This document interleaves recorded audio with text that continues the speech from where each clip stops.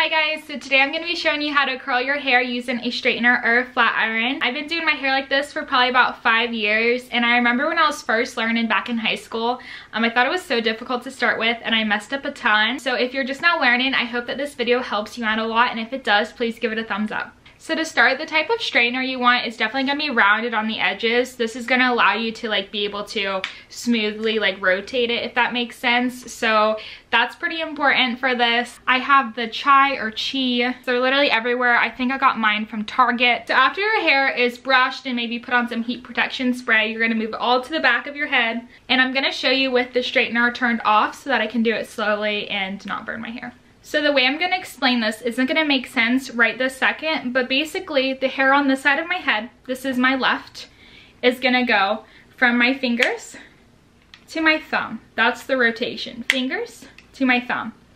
And on the right side of my head, it's going to go from my thumb to my fingers. Going to grab a piece of hair around this size. You're going to go from above your head, clamp down, you see my fingers, rotate it till you see my thumbs, and pull.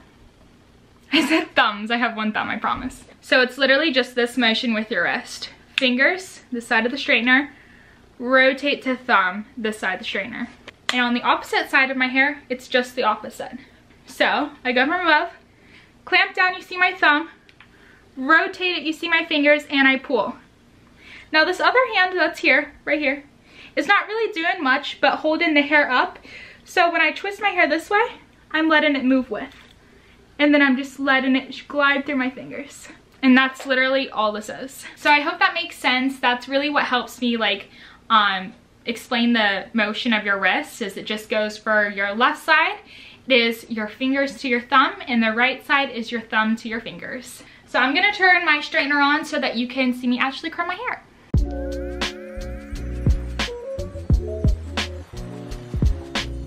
Ta-da!